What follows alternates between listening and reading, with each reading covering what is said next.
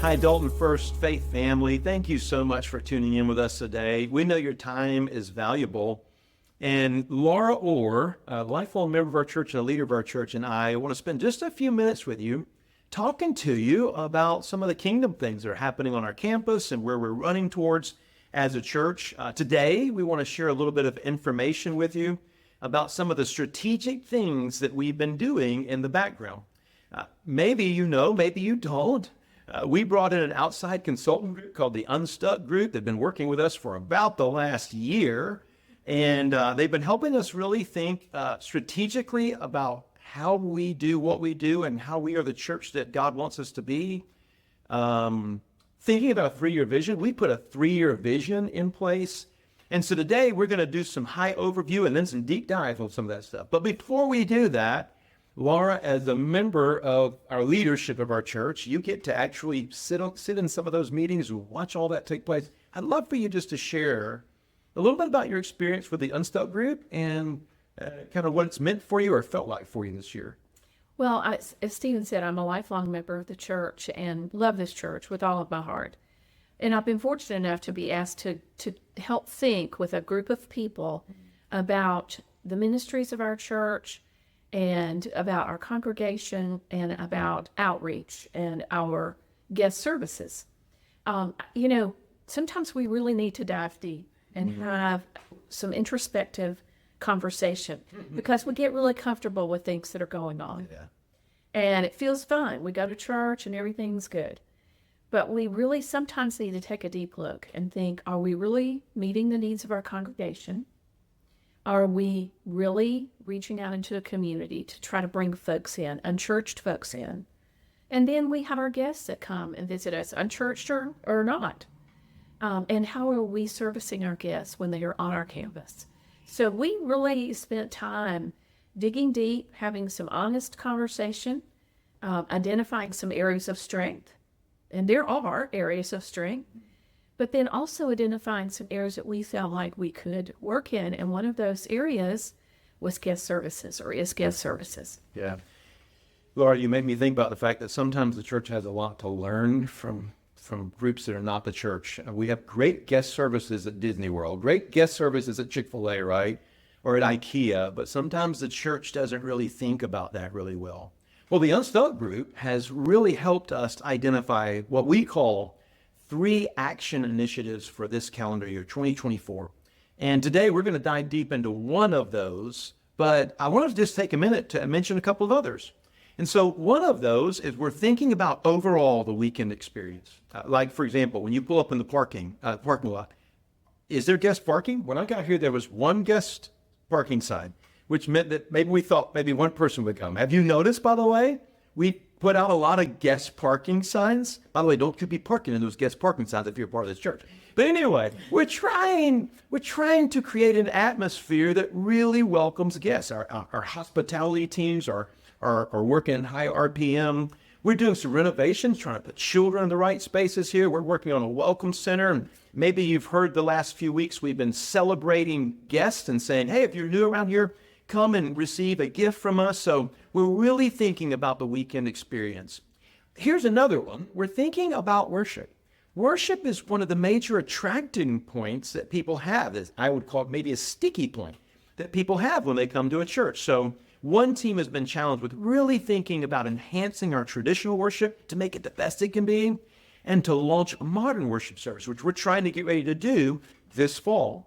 Now today, thankfully Laura's with us, we want to talk about a discipleship pathway. That's the 3rd big initiative that we're trying to run at in 2024.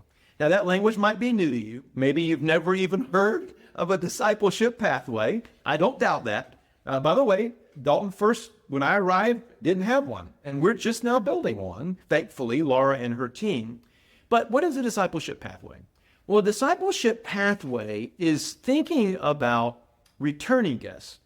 There's going to be some things we do for a first-time guest or somebody that's brand new that we're trying to connect with them and have a conversation with them.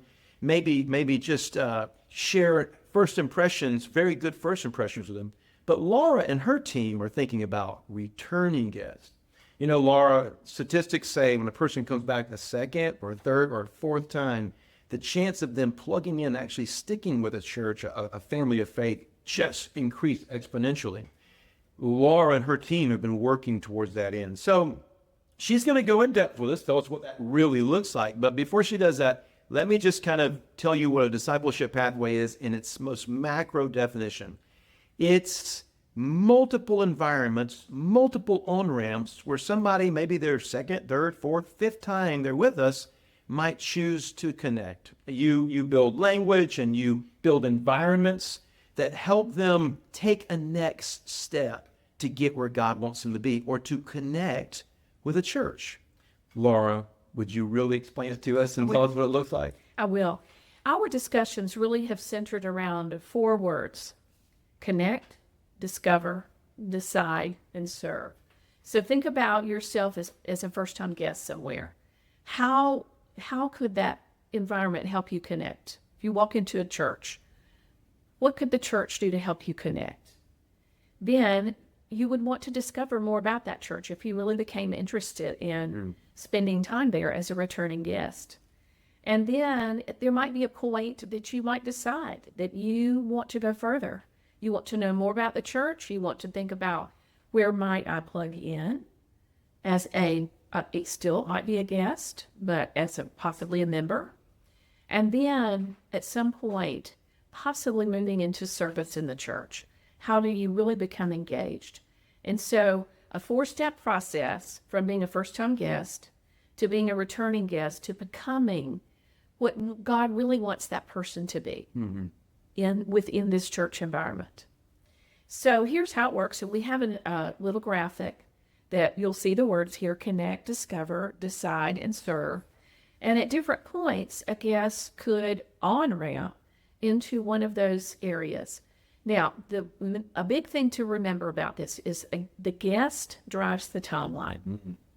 Someone might come here 4, 5, 6, 10 times. That's right. Before they decide to come down to the Welcome Center and connect and receive their little bag and mug or whatever. That's right. Another guest might come their very first visit. So the guest is going to drive this timeline. A second step, though, for a guest that we would offer up is to be able to connect, come downstairs, and discover more about the church. This will be a very informal time of 5, 10, 15 minutes. There would be people probably in this connect area of the church, this connection cafe, to answer any questions and give just a little bit more information and learn more about the person or the family that is visiting our church. And then at some point, a guest might decide, I'm really ready. I really would like to plug in and start to become engaged. And here's what I'm interested in. Maybe I like to work with children. Maybe I want to sing in the choir. Maybe I want to work in the missions work of the church. So however that person might want to engage, we start that conversation and invite them to probably a 30-minute activity, light lunch, light breakfast. Let us tell you more about the history of the church and then how you could engage here. And then we get to the service part, when that person decides or that family decides, yeah, we're probably hanging here for a while. We really like it. Maybe we're going to join. Maybe I'm an individual that needs to be baptized. I've never been baptized. Then we start to plug in more organically, maybe one-to-one or with groups, to help that person become engaged in the ministries of the church. So that's basically how the discipleship process works. You know, I want you to hear it again. Laura said that the guest, the returning guest, chooses their own timeline to engage. And so Laura and her team are going to be creating these moments. You know, one of them, I think the first one is Connect, right, Laura? Mm-hmm.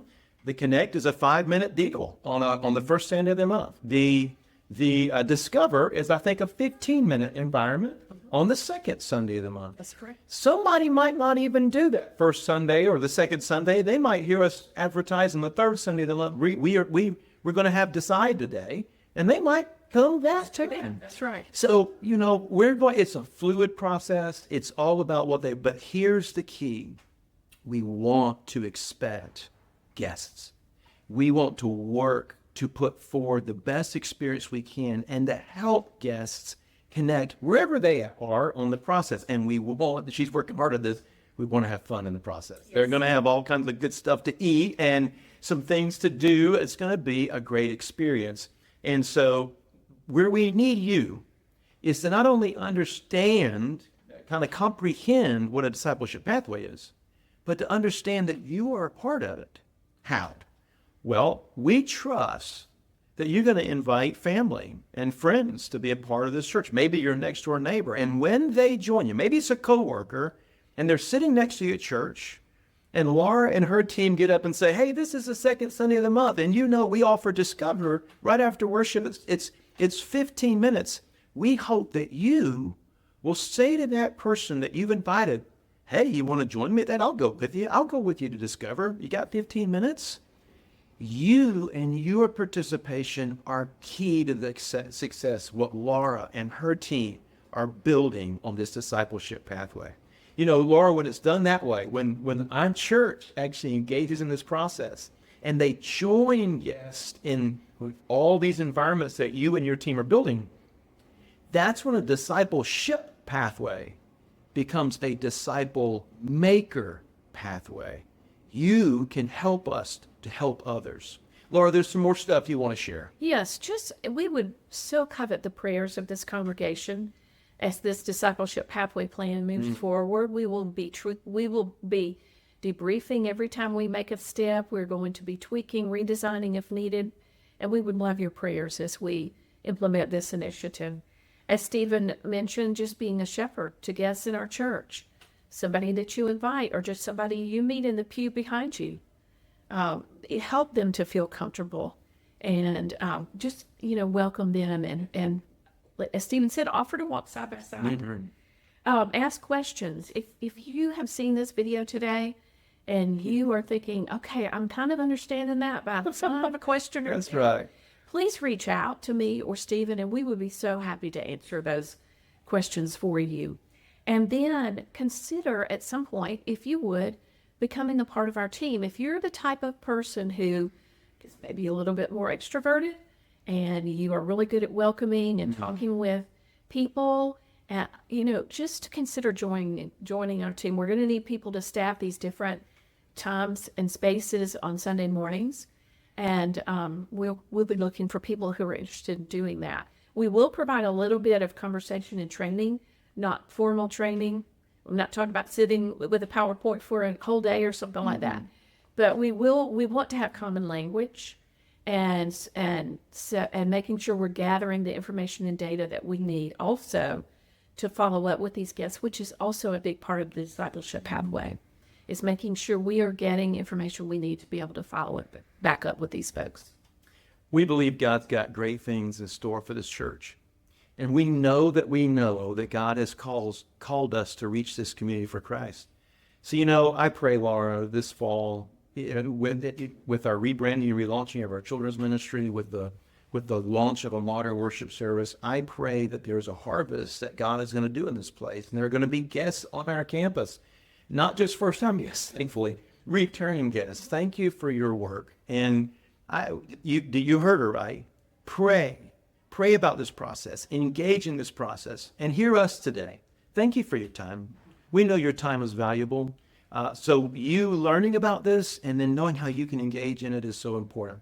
And by the way, this is kind of a new thing. We've not done this kind of video before, but we hope to do more in the future. So you might be having one come out next month. It's about, maybe it's about the rebranding and relaunching of our children's ministry. When you see that video, tune in and watch it all the way to the end so you're informed. You might be hearing very soon another video about how we launch modern worship, a new venue to reach unchurched people with Christ.